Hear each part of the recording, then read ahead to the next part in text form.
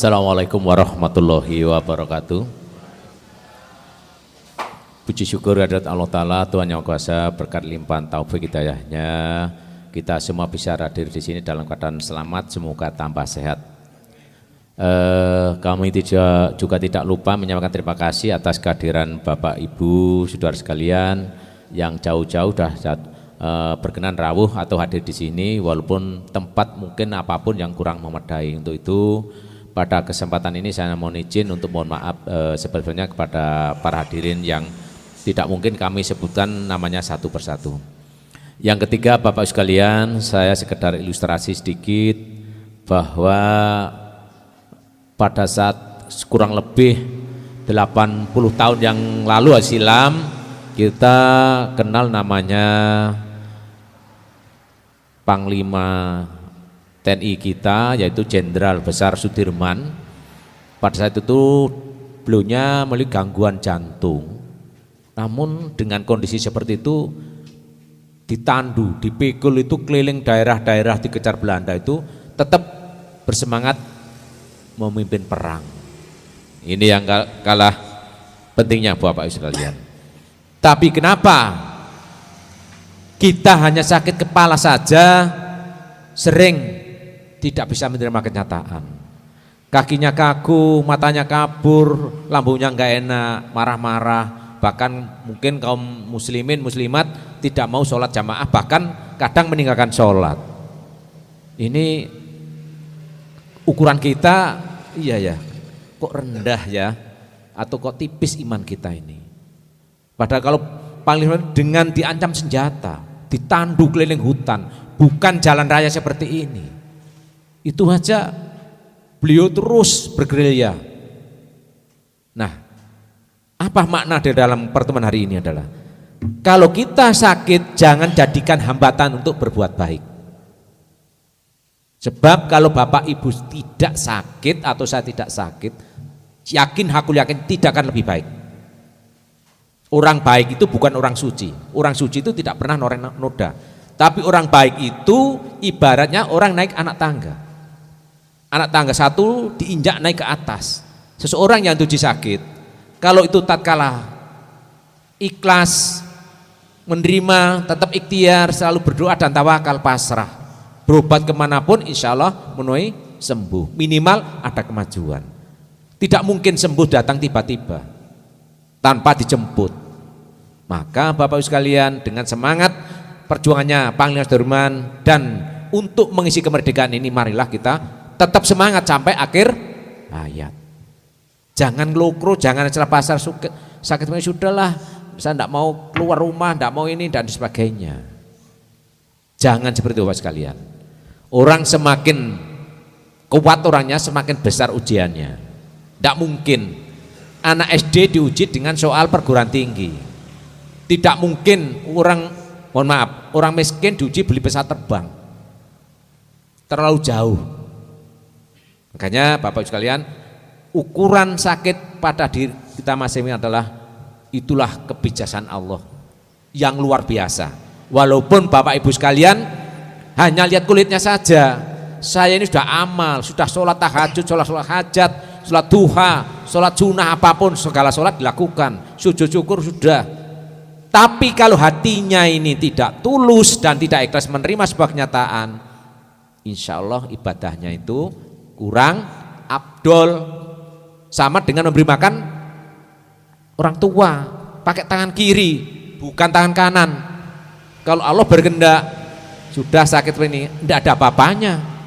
Coba Bapak Ibu dengarkan, atas izin Allah mendengarkan di makam umum itu atau makam keluarga, sebelum asar berdoa, sholat sunnah di rumah, sholat asar tunaikan itu sholat sunnah, mohon bisa mendengarkan jerit tangis orang dalam alam kubur. Pasti Bapak jamnya, apa sakit ini? Tidak ada apa-apanya dengan siksa kubur. Ini makanya Bapak Ibu sekalian, kalau ada sakit jangan mengeluh, aduh kok sakit gini ya, kok gini dan sebagainya. Tidak ada apa-apanya. Karena ada semangat, seperti kita mau ketemu pacar, ketemu suami, ketemu istri, ketemu anak, sakit apapun. Bahkan orang yang mau najak, mau mati itu tidak dirasakan sakitnya, kepingin ketemu anaknya, ketemu ibunya yang mungkin waktunya sudah berakhir. Makanya mumpung napas kita masih ada, dikasih kesempatan menghirup udara segar di dunia ini, marilah kita gunakan sebaik-baiknya. Jangan mengeluh saja. Boleh tanya Pak Dokter, Bu Bidan, perawat maupun siapapun, ada ndak orang sakit mengeluh terus sembuh? Saya ingin tahu, kalau ada orang mengeluh terus sembuh, saya akan berguru. Tapi yang ada, kalau orang sakit mengeluh terus, satu, yang dampingi, yang ngurus orang sakit, jawabnya apa? Sakit kok sambat terus. Tahu kalau sakit pasti nggak enak. Tapi kalau kita dikasih enak terus, malah gak karu-karuan. Kita ukur diri kita, ya kalau saya ini dikasih enak terus gimana? Seperti perut ini. Perut ini kalau dikasih kenyang terus, kapan laparnya? Kalau nggak lapar, kapan makannya? Maka sakit itu ibarat sepeda motor, mobil servis. Berarti oh iya ya, coba orang nggak mau puasa, gimana rasakan lapar dan dahaga? Begitu puasa, air putih saja rasanya nikmat. Makan dengan sayur saja rasanya juga nikmat. Tapi kalau nggak pernah puasa, nggak pernah lapar, makan apapun nggak enak. Dikasih sate masih kenyang, kasih apa masih kenyang. Lah ini manfaat daripada dinamika atau romantika kehidupan. Coba kalau nggak ada orang sakit, dukun, tabib, dokter, perawat, bidan nggak terpakai. Kalau nggak terpakai kerja apa mereka semua? Betul enggak? Bapak ibu ini punya uang, kalau nggak disakit nggak mau sedekah banyak. Kalau sakit kena gagal ginjal, ini cuci darah per cuci 2.400.000 satu minggu 2 kali. Terus transportnya 200, total 5 juta per minggu kali 1 bulan 20 juta. Jarang orang yang ikhlas per bulan sedekah 20 juta. Saya sendiri kalau lihat kotak masjid tak carikan uang 100 rupiah kok. Tapi jangan contoh saya ya, pelit soalnya. Cari yang cukup banyak, kenapa? Hartamu adalah yang kamu amalkan. Contoh lagi yang lebih konkret. Kalau mau nangkap ikan paus, umpannya pasti besar, kambing, sapi. Tapi kalau ikan klemar, ikan gadul, ikan wader, nggak mungkin umpan segini. Wader kan kecil, klemar kan kecil. Nggak mungkin umpannya besar, pasti kecil. Siapa yang beramal kecil, pendapatannya juga kecil. Nggak mungkin orang nanam biji kedelai tumbuh kayak pohon jati, ya nggak mungkin. Nanti sakit itu ukuran kita. Nah, yang tahu siapa? Ya Allah Maha tahu dan kita. Oh iya ya, saya sakit ini dulu. Suka saya itu kalau lihat perempuan cantik, oh nggak pernah berkedip, wah gitu. Terus yang ibu juga sama. Kalau dulu ada laki-laki ganteng kaya, wis saya lupa makan, mungkin lah. Sekarang dilupakan makannya. Semua itu pasti ada sebab dan akibat. Bapak Ibu sekalian, dengan semangat proklamasi kemerdekaan yang ke-75, mari kita bangun jiwanya, kita bangun raganya, kita bangun badannya untuk Indonesia Raya. Kenapa? Coba bangsa ini diuji dengan COVID saja sudah lumpuh kayak seperti ini. Padahal virus ini nggak bahaya. Siapa yang ngomong bahaya?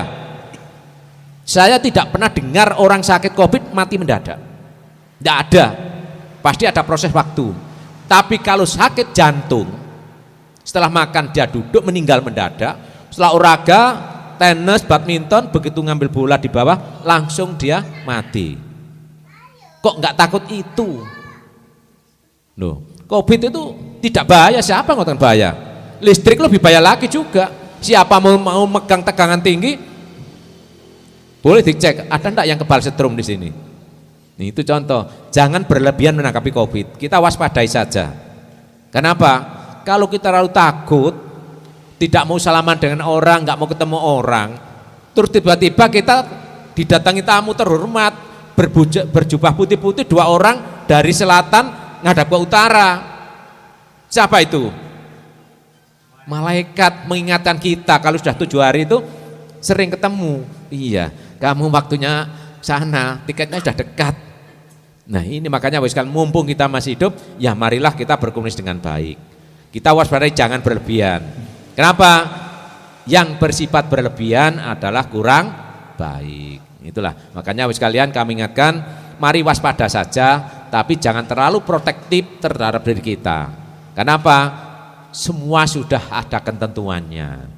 Walaupun dimasukkan drum nggak ketemu orang, kalau waktunya jatahnya rezeki sudah habis, malaikat penyebut nyawa, pencabut nyawa datang menghampiri kita. Tidak ada yang terlewatkan. Saya tidak mau terlewatkan. Kenapa? Nabi Adam aja dulu hidup di dunia sendirian juga nggak nyaman, pada di surga waktu itu. Apalagi zaman sekarang, gunung gundul semua udah tinggal habis sendirian, kemana-mana nggak ada warung. Ya nggak mau lah bro, pulang aja ikut nyusul yang lain. Itu ya Pak Ustaz. Sekilas itulah semangat kita hari ini dengan semangat proklamasi kemerdekaan yang ke-75. Marilah kita walaupun napasnya sudah tersengal-sengal, mari tetap berikhtiar agar kita sehat. Syukur-syukur tanpa obat, dengan pola makan yang sehat, insya Allah kita bisa sehat dan sampai akhir hayat. Amin Allahumma. Terima kasih. Baiklah Bapak sekalian, kenalkan nama saya Sugantoro. Barangkali yang belum kenal, saya tidak merubah karakter. Ini bahasa Mojokerto sehingga bahasanya ya kayak gitu. Madura enggak, Surabaya enggak, Solo ya tidak. Makanan itu mau kata mogol bahasa sana. Enggak tahu kalau Madura apa? Nganyer. Betul. Itu saya ini. Dukur enggak, enggak. Itu. Wis kapaten duwe ngomongnya akeh lah, ini yang membuat saya sendiri enggak nyaman gitu ya. Seperti itu Pak sekalian. Nah, kenapa saya angkat dengan temanya itu cara mengobati sakit diabetes pada luka di kaki. Karena orang yang kakinya luka karena diabetes biasanya patah semangat. Ini. Tapi alhamdulillah saya sering nangani sembuh. Karena sembuh bukan karena obat, jujur aja. Tadi tak sampaikan di depan, sembuh itu dari Allah, bukan dari obat, bukan dari tabib, bukan dari dokter, bukan dari perawat, bukan dari bidan. Karena dokter bisa sakit, perawat bisa sakit, farmasi juga bisa sakit, siapapun bisa sakit, tanpa kecuali. Makanya Bapak sekalian, bahwa orang sakit diabetes dipengaruhi dua hal. Satu, pola makan yang berlebihan tidak sehat. Yang kedua, pola pikir. Orang yang kena beban pikiran berat, stres, itu mempengaruhi hati, livernya. Hati berpengaruh pada lambung. Lambung ini kalau pada saat seseorang ini bermasalah, bikin nggak tenang, terus jiwanya selalu berontak, kurang bersyukur, maka asam lambung meningkat, maka pencernaan tidak lancar.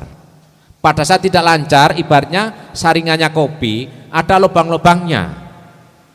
Hati seharusnya mengendalikan gula darah, ternyata tidak, lepas begitu saja, maka orang diabetes cenderung apa? Berat badannya menurun, bau keringatnya tidak sedap, dan kulitnya kering. Makanya kita bersyukur selalu. Kenapa? Sudahlah, kalau mau punya pinjaman alhamdulillah masih dipercaya orang untuk dipinjami. Kalau umpama katakanlah tidak punya pinjaman, alhamdulillah walaupun hidup saya sederhana tidak punya pinjaman. Kalau lagi dikasih mau rumah disita bank, alhamdulillah Allah akan, insya Allah akan menggantikan. Jangan berpikir terus kalau nggak punya rumah disita apa, bank bagaimana, mobil disita dengan oleh leasing bagaimana, ini terlalu. Berpikir ini harus dimanajemen dengan baik. Miskin kaya nggak ada bedanya. Nggak percaya, coba ke rumah sakit. Di sana nggak pernah Pak dokter atau perawat atau admin rumah sakit menyatakan ibu bapak orang kaya enggak. Apa bedanya orang kaya dan si miskin? Kalau kaya tidak sakit, miskin sakit, enggak. Saya pernah berpikir tentang teori yang dilakukan oleh Pak kantor pos, tukang pos itu. Ada yang ingat tukang pos itu? Ada enggak yang kerja di tukang pos ini? Kantor pos, pos dan giro. Saya ingat saya gini waktu itu kecil ya. Aku tukang pos rajin sekali, suratku bawa naik sepeda, aku datangi. Apa lagi? Miskin dan kaya. Apa Pak? Kalau dulu kring-kring pos, sekarang enggak. Tin-tin pos karena tidak ada yang naik sepeda. Artinya apa Bapak sekalian? Rumah sakit tidak pernah diskriminasi kaya dan miskin. Cuma nebus obat itu ada perbedaannya.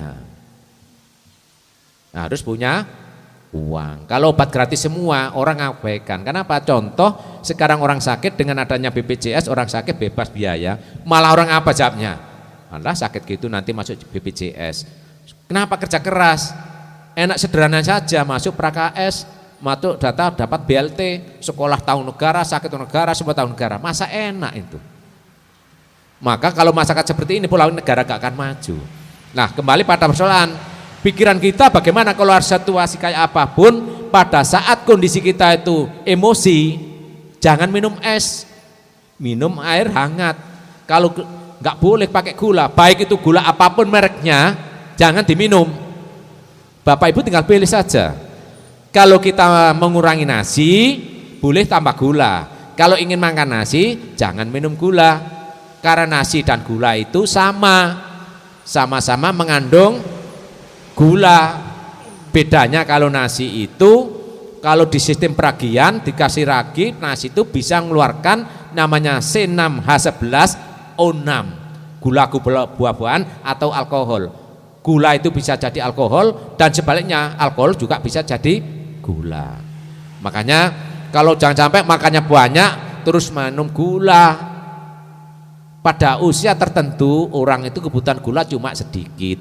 Makanya mari kita berpola hidup sehat biar tidak sakit. Karena sakit itu juga merugikan kita waktunya. Tapi tanpa sakit kita tidak pernah introspeksi apa kekurangan kita. Nah, sakit ini sebagai kontrol pribadi kita. Oh ya, saya kalau makan cabai lambung saya nggak enak gitu. Saya tidak melarang cabai pada saat orang lambungnya tidak sakit. Seseorang yang diabetes itu gini, selain pola pikir tadi, pola makan.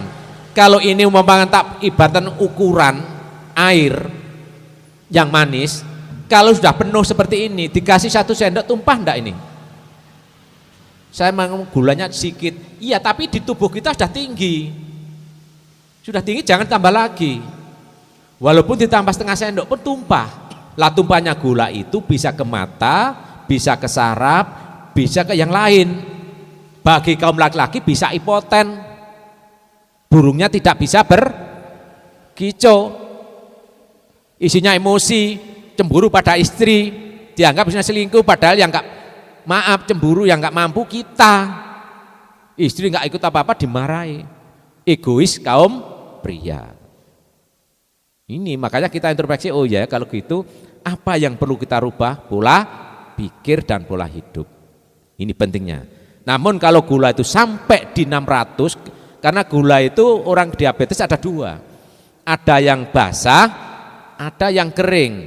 Kalau gulanya tinggi, kolesterol tinggi, apalagi asam urat juga tinggi, TG-nya tinggi, bisa kena neuropati, saraf tepi. Tidak tahan dingin, rasanya disenggol sakit, minta dipijit terus tapi itu telapak kakinya. Ada enggak yang seperti itu? Ada kan? Makanya hati-hatilah dengan diabetes, karena diabetes ini juga bisa menyebabkan stroke. Orang stroke itu disebabkan 3 hal. Kalau tensinya tinggi bisa stroke, gula tinggi bisa stroke, kolesterol tinggi enggak stroke.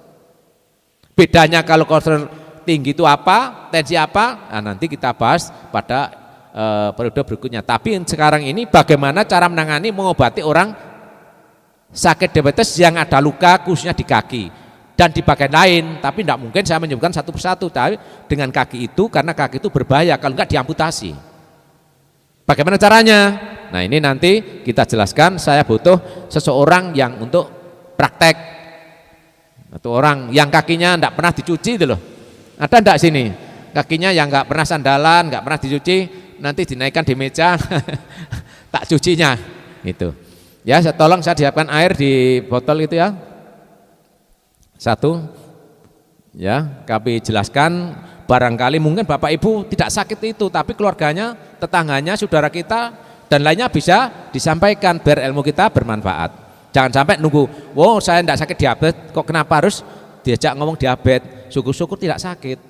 Kenapa? Dengan tahu kita jaga, jangan sampai sakit diabetes, karena diabetes ini banyak risikonya.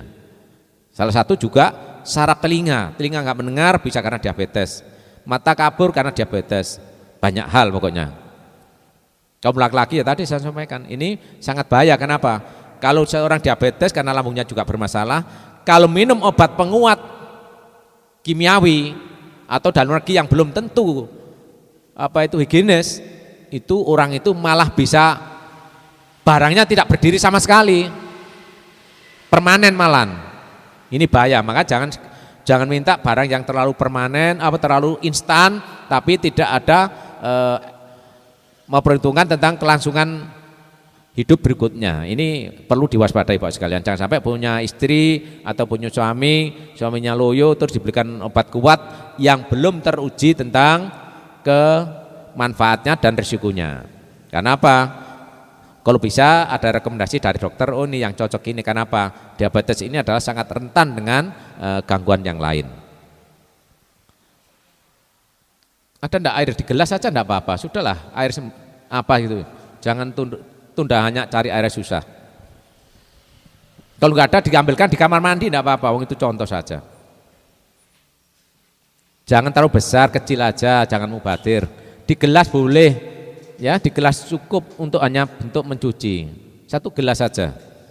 Tidak harus bersih, yang penting tidak kotor dengan lumpur. Sudah cukupin aja, sudah cukup. Bapak Ibu, ini ataupun para pemirsa di manapun Anda bisa melihat, sediakan kurang lebih 1 liter air. Ini hanya contoh. Air ini dikasih dikasih garam dapur 1 sendok, ya, dikasih garam dapur 1 sendok. Mana sirihnya? Ini ya. Siapkan suruh hijau atau sirih hijau. Ini dimasukkan ke air 1 liter tadi. Ditambah asam. Ada asamnya enggak? Enggak ada ya? Oke, enggak apa-apa. Asamnya kurang lebih 4 cm, baik mentah maupun masak. Direbus mendidih air ini sampai mendidih. Tapi bukan 1 gelas loh, 1 liter loh ya. Ini hanya contoh saja, ibarat saja. Setelah semua direbus mendidih, garamnya sudah larut, ininya sudah berubah bentuk, agak kekuning-kuningan, terus didinginkan, diangkat didinginkan. Setelah dingin dimasukkan botol. 1 liter ini dimasukkan botol, boleh botol setengah liter atau dan sebagainya, untuk disimpan, karena tidak dipakai sekaligus. Nah, dipakai sedikit untuk mencuci kaki yang luka diabetes yang berwarna hitam maupun membusuk itu. Dicuci. Saya ingin satu contoh kaki. Siapa yang ke depan kakinya diangkat? Bawa kursi satu pendek. Biar akurat contohnya. Ya jangan kursi yang itu. Ya enggak apa-apa, bahasa enggak apa-apa, nanti saya pakai duduk ya. Kakinya sini. Loh, iya masa ibu? Yo, lo kakinya cuma di sini saja loh, gini loh. Iya. Ya. Ini Bapak Ibu ya, contoh umpama tulangnya di sini ada membusuk, ada lukanya hitam, itu nggak usah khawatir karena hitam di sini. Ini nanti kalau diamputasi di sini. Kalau naik lagi diamputasi di sini. Kalau lukanya sampai di sini, maka paha ini akan dilepas. Dan itu kasusnya banyak. Nah, kalau ini katakan sudah luka di sini, itu dikasih air yang ada asamnya, ada daun sirih maupun garam dapur tadi. Nah, setelah itu, setelah dicuci ini, kotoran kulit hitam itu mengelupas.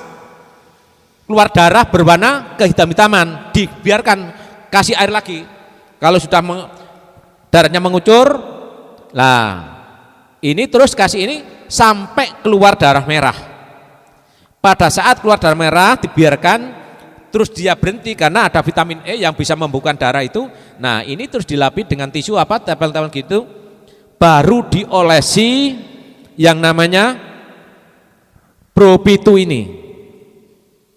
Sayangnya nggak ada botolnya yang Probitu ini. Ini diteteskan, dioleskan di jari. Probitu ini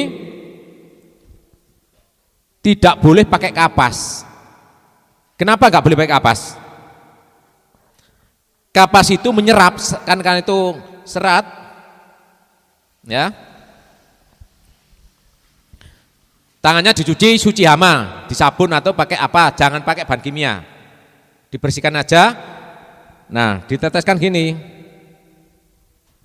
Nah, tes gini, terus dioleskan yang luka. Setelah itu, setelah menempel sini disiapkan, mana kompornya? Saya mau masak jagung. Nah,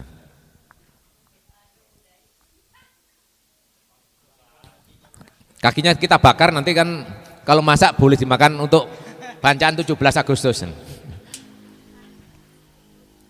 Lah ini daun mengkudu, tapi disiapkan sebelum itu ya, sambil nunggu ini.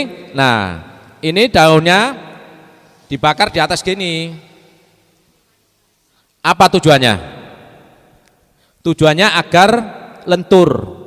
Yang kedua, kalau tatkala ada bakteri virus dia akan mati karena panas. Sudah bentuknya sudah lentur. Nah, ini dibiarkan biar tidak panas. Setelah lentur kayak gini, nggak panas, ini ditempelkan di lukanya. Tapi ya jangan selebar ini, mau gitu agak kecil nggak apa-apa.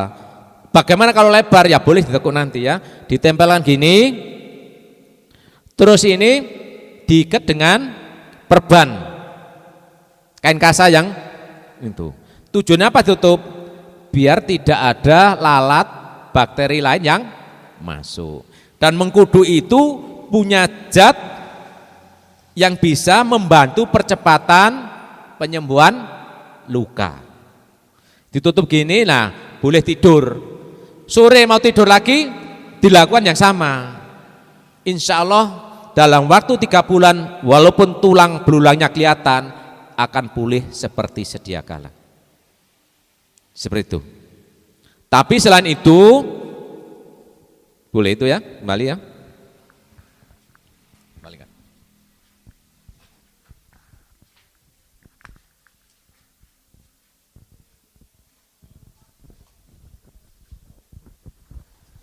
Setelah itu Bapak sekalian, karena orang diabetes itu semua berangkat dari lambung. Tidak harus orang sakit lambung itu.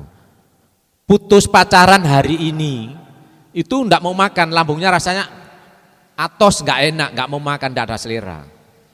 Maka untuk menormalkan fungsi lambung, saran saya Bapak Ibu yang mengalami gangguan lambung atau orang yang diabetes tadi, minum ini 1 tetes dulu.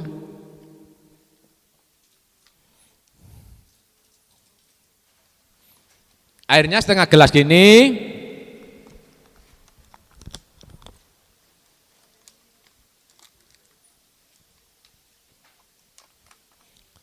Tidak boleh air panas, karena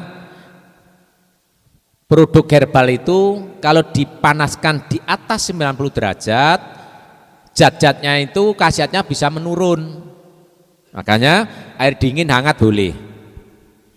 Kenapa petunjuk itu mulai 1 tetes? Karena tiap orang tidak sama. Waktu kita ini bukan percepatan, tapi manfaatnya yang penting. Jangan terlalu minum 1 botol langsung, besok nggak minum. Bukan penyembuhan ini. Ini semacam setengah bunuh diri ini. Ya, diteteskan gini 1 tetes dulu lah. Diminum sebelum makan. 1 hari 3 kali.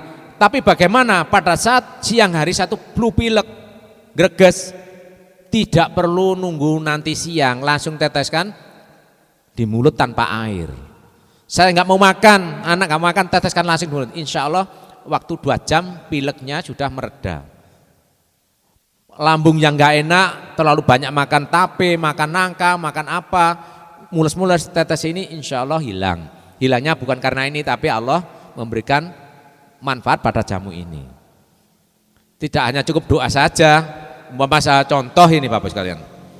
Saya ini ke kota sana, ke Kabupaten Situbondo, tanpa kendaraan bisa nyampe saya. Betul enggak? Jalan kaki. Tapi untuk cepat nyampe sana pakai kendaraan. Kendaraan itu luas, ya bisa naik sapi, naik kuda, sepeda motor, dah pancal, mobil dan sebagainya. Makanya jangan salah, sehat tanpa obat itu dengan pola makan yang sehat. Karena obat itu dibuat dari apa? Ya bisa dari sari-sari tanaman, rempah-rempah maupun yang lain. Semuanya itu berangkat dari nutfah sari tanah. Waktu aja yang berubah jadi ini. Kan gitu. Semua berangkat dari sari tanah. Makanya di rempah-rempah tumbuhan itu dengan proses alamiah disebut herbal. Kalau pakai proses kimia itu didestilasi, disuling dan sebagainya, dipisahkan dari intinya, itu sudah proses kimiawi. Bapak Ibu yang saya hormati, bahwa dengan minum 1 hari 3 kali lambung ini enak. Bagaimana menurunkan? Karena lambungnya tadi ibaratnya kayaan kopi itu rapat, maka lambung ini memproses makanan di dalam lambung, bantuan apa? Enzimnya itu ludah. Air ludah itu yang membuat masakan itu jadi terurai oleh bakteri pengurai itu. Bakteri tidak semua jahat. Bakteri ada 2, bakteri aerob dan anaerob. Seperti itu. Ada bakteri yang bermanfaat untuk pencernaan. Ada yang bakteri merugikan tubuh itu ada. Semua itu ada. Pasti ada plus, ada minus. Tidak mungkin siang terus yo. Kapan tidurnya, malam terus kapan kerjanya dan sebagainya itu. Makanya setelah itu diminum ini bagi penderita diabetes tidak harus selalu minum obat penurunan gula kimia. Kenapa? Kalau itu diminum secara terus-menerus berdampak lambungnya itu semakin parah. Yang kedua ginjalnya juga bermasalah. Bagaimana dengan jantung? Ya sama. Karena jantung lambung itu terkait sekali. Makanya minum teh mama ini, bagaimana cara minum teh mama? Air 1 liter direbus mendidih, didiamkan 10 menit, baru 1 saset dimasukkan.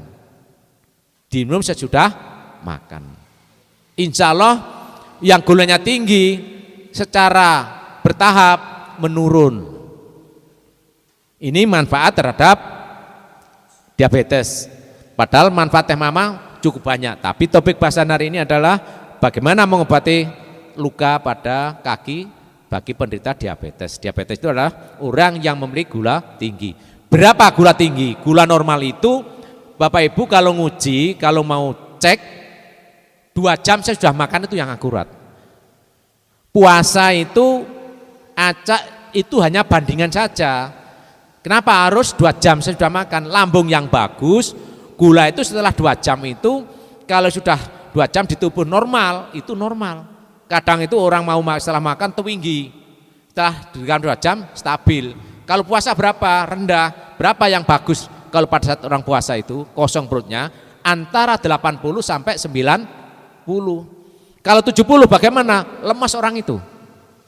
Kalau tinggi bagaimana? Tadi namanya diabetes atau gula darah tinggi. Atau disebut kencing manis. Ciri-ciri apa kencing manis itu? 1, makannya banyak, kok kurus. Kencingnya juga baunya juga enggak enak. Ada kencing yang enak. Siapa? Semua enggak enak toh. Makanya saya enggak mau dengan air kencing Bapak Ibu, enggak enak ya. Nah, baunya enggak enak, menyengat dan warnanya sangat kuning sekali. Sama dengan orang kolesterol, kuning sekali. Bahkan ada gula ada semut setelah kencing ditinggal sebentar, semut pada mendekat. Karena gulanya lepas. Seharusnya gula itu dikendalikan di hati, ternyata dilepas ke darah terus. Makanya kenapa kurus? Karena karbohidrat sebagai cadangan energi dibakar oleh tubuh ini ternyata dibuang begitu saja. Makanya makannya banyak tambah kurus. Semakin makannya banyak semakin kurus. Makanya diabetes itu bukan ukuran makan. Bukan berarti kalau makannya sedikit kurus. Enggak. Ada orang yang makan sedikit tapi tetap tidak kurus karena metabolismenya bagus, lambungnya bagus seperti itu. Ibaratnya kalau orang Jawa itu jaringan borot. Dibelanjani suaminya berapapun habis karena salah membelanjakan. Ini ibaratnya seperti itu sekalian. Demikian Bapak Ibu sekalian yang saya hormati, yang bisa saya sampaikan tentunya banyak kekurangan. Semoga apa yang sedikit tak sampaikan ini sudah ada guna dan manfaatnya. Semoga yang sakit diabetes semoga segera sehat, mendapatkan pertolongan Allah, semoga sehat semua sehingga bisa melakukan aktivitas seperti sedia kala. Demikian kurang lebihnya mohon maaf dan kami akhiri. Dinasiratul mustaqim. Wassalamualaikum warahmatullahi wabarakatuh.